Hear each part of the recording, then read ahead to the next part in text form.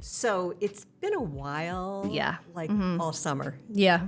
So we're going to say it's because it's been a great summer. I mean, You've been busy. I've been very busy. I've been busy. So that's why we haven't gotten to this market report Right. in a while, or a newsletter, sorry. Yeah. So it's kind of good to like change it up. So Yeah. we decided to just like do it a little bit differently. Like this a time. conversation like us. we would be having in the office about all like this. I'm just talking to you. Yeah. So tell me, Rachel. Yeah. Tell me, Rachel. What's been going on in the market? Like overall market trends in single family homes, Well, I think we need to address the elephant in the room. which is It's very quiet out there. Yeah. The market, we've seen a significant market shift, unfortunately. yeah. I was looking at some stats the other day, and the number of price reductions are up. Yeah. And the number of days in market are up, and the number Yeah. of sales are down. Down, yeah. So we attribute that to a couple things. What do you think it is? Well, it's interesting because I made a video about this on TikTok and just specifically to buyers. And I said, if you've been waiting to buy a house and waiting until the mortgage rates went down, why aren't you back in the market? Because, you know, for a minute there, they were in the fives for a brief moment. And a lot of people said that it's not necessarily the election, but there is a lot of election anxiety. But they just felt like the overall mood out there is uncertain. Well, I think I read a stat that said that during an election year, the fall during an election year, Yeah. sales are down anywhere from 10 to 15%. Yeah, right. So I think we're down more than that, but not a Yeah. lot more. So No. And I think also, you know, from my perspective of being in the business a long time, we always had a seasonal market. It was Right. only when we got to the insane days of post-pandemic and when the rates were at 2.5%. Oh God, that I miss Yeah. that. People could totally justify it. So I think that's a big difference. And also, I found it interesting that a lot of people who, like in 2022 or 23, said that they were going to pause because either they were getting outbid or the interest rates were too high.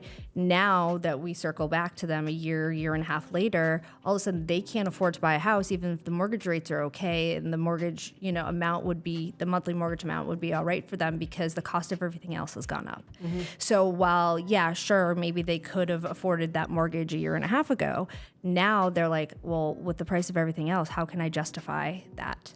Yeah, I just do see, and I particularly have seen in your business, though, Yeah. a lot of opportunities where people have restructured their debt. Yeah. Where they say, I cannot afford my mortgage payment to double. Yeah. But then they look at their student loans and they say, well, if I sell my house, I'm Yeah. making good money on my house. Yeah. I can take $20,000 and pay off that loan, or Yeah. $100,000 and pay off student loans. Now Yeah. they're $1,000 less a month in overhead. Mm-hmm. And I think that's been a great technique that you've used. One of my clients actually reduced her monthly by $6,500 Oh my gosh. because of medical student loans because she went to medical school. Yep. So just by using the equity in their house, and they still ended up having $200,000 to put towards the purchase of their house. Well, it's really an important angle, and I don't think Yeah. people just think interest rate, but I think it's really important if you are interested in making a move, of drilling down a little bit Yeah. and looking at the whole picture. Talk to a lender who's willing to get creative with you. I think that's super important. Yep. And look at your finances as a whole, not just, okay, my mortgage went from $2,300 and now it's going to be $4,300. What can you move around? What debts can you get rid of maybe with the equity in your home? Best way to do that, though, is to talk to a lender. Yes, 100%. Because they'll advise you when to do it, how to do it. Yeah. And so that you Don't don't get freelance it. Don't freelance it, because it's very specific. Mm-hmm. I have a client who is going to want to buy, and she just told me that she has $50,000 in credit card debt at 29%. She'll never pay that off, paying $450 a month every month when she's 95. Yep. It'll be paid off, but she'll still be paying $450 a month, 29%. Yeah. As opposed to our high interest rate of 6%, 6.75%, Right. whatever on a mortgage, no brainer. Yeah.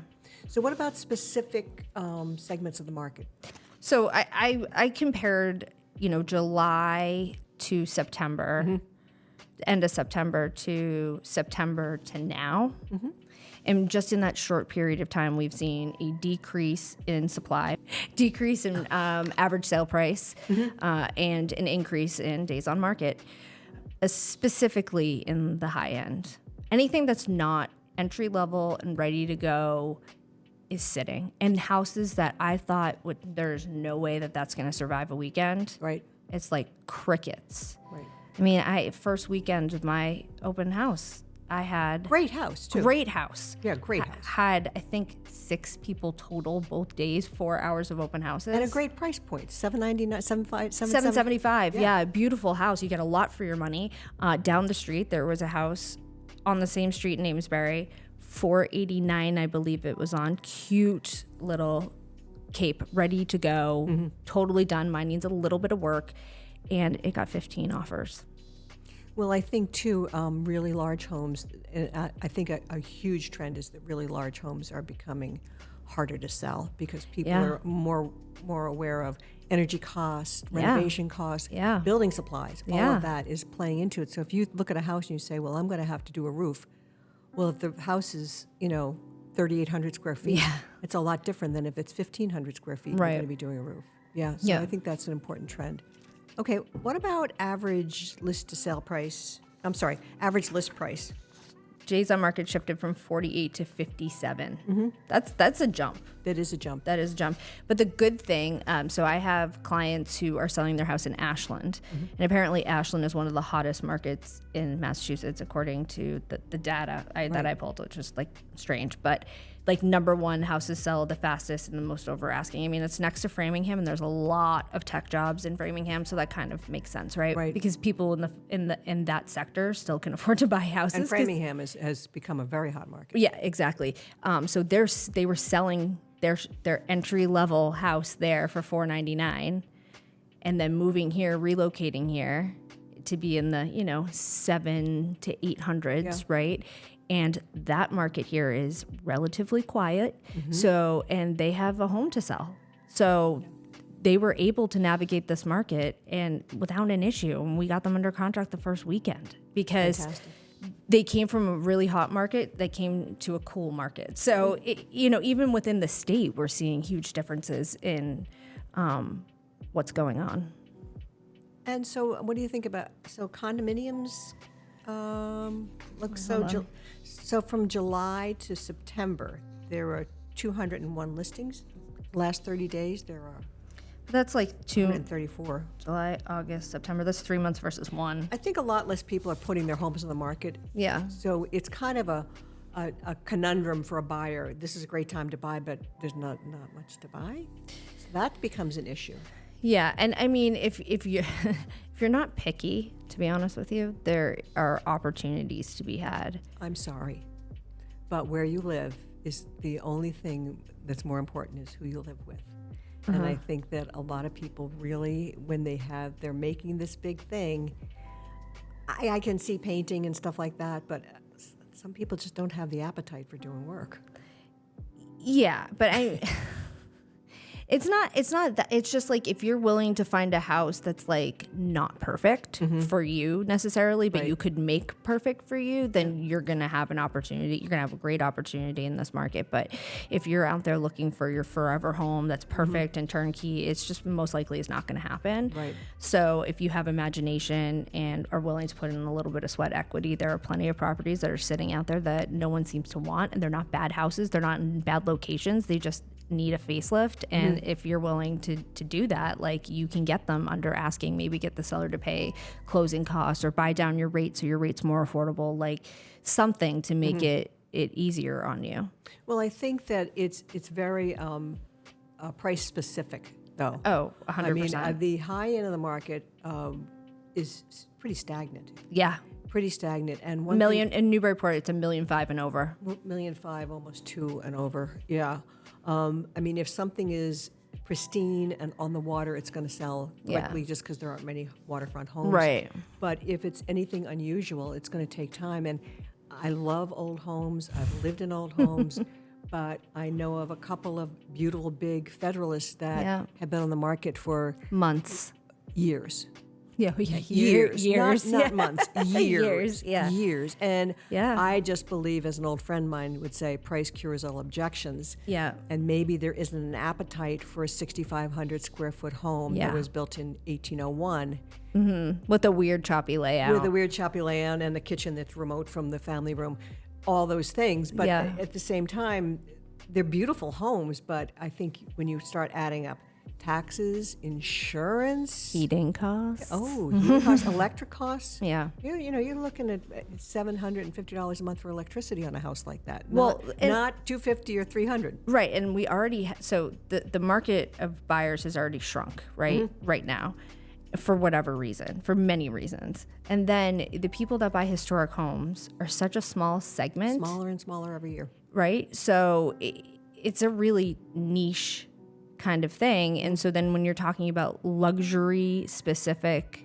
antiques, that's an even smaller niche, right? So like people that can afford $1.5 to $2.5 million homes, like They're going for new stuff. yeah, a lot of times they're going for new stuff, and unless there are like that is their thing, like that they want a historic home, and there aren't a lot of those people around anymore, unfortunately. No, and I think too the other thing is that historic homes, people will travel for them. Yeah, If you're looking for a first period home, we sold one on Parker Street, I remember, and the people came from the South Shore because Yeah. they were looking for a first period home, and there's Yeah. only 100 of them in eastern Massachusetts or right, something. and we So- have a majority of them. and we have a lot of them here. Yeah. Let's move on.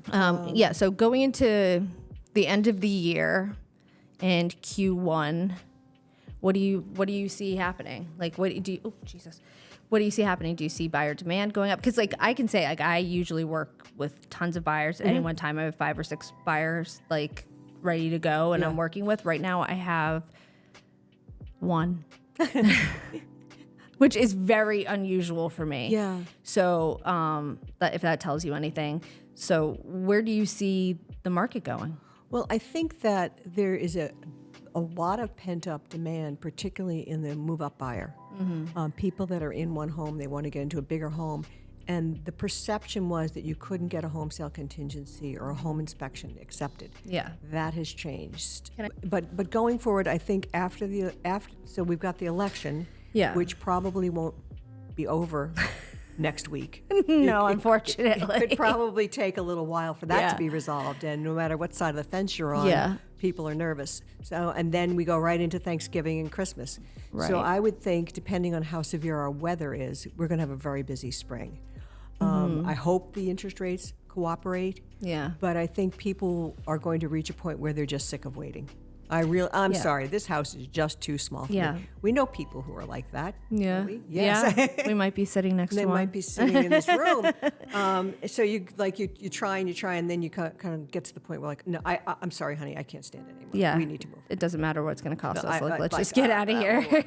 and there's tax benefits to buying too. So Yeah. I think that the spring is going to be healthy. I Yeah. think next year is going to be a good year. There's no reason for the market to go crashing like people would love it to do, but Yeah. it's not going to happen. I hate to tell you folks, it's not Yeah. going to happen. So I think the interest rates will make a big difference, but I also think that if we follow the Farmer's Almanac, which I checked the other day, we're supposed to have a milder than normal winter. Are we? It feels like it's going to be bad to me. Well, we're due. Yeah. We're due Right. for a bad winter, but yeah, we'll see. Yeah. Last year was fabulous. Was it? The weather, yeah, we only had like 2 storms. Yeah, that scares me. Well, it's not. I mean, it's more temperate. It's not good. Environmentally, Yeah. something bad's going on. Right. So I didn't enjoy it, even though it was nice out. So let's get. So that's kind of our market report, Yeah. new and improved. I hope you like Yeah. it. Please let us know. Do Yeah. you like Let it us this know, way, yeah. or do you, before we were kind of reading off the teleprompter. Yeah. Because Trying we want to get all the stats right. to get all the stats right. But you can also reach out to us about any specific market, and we'll give you the exact numbers of what is Yeah. happening, which is I pretty love intriguing. numbers. So I do too. yeah. They just tell you everything. Yeah. So thank you for watching, and Yeah. we'll hopefully get you next month. Exactly.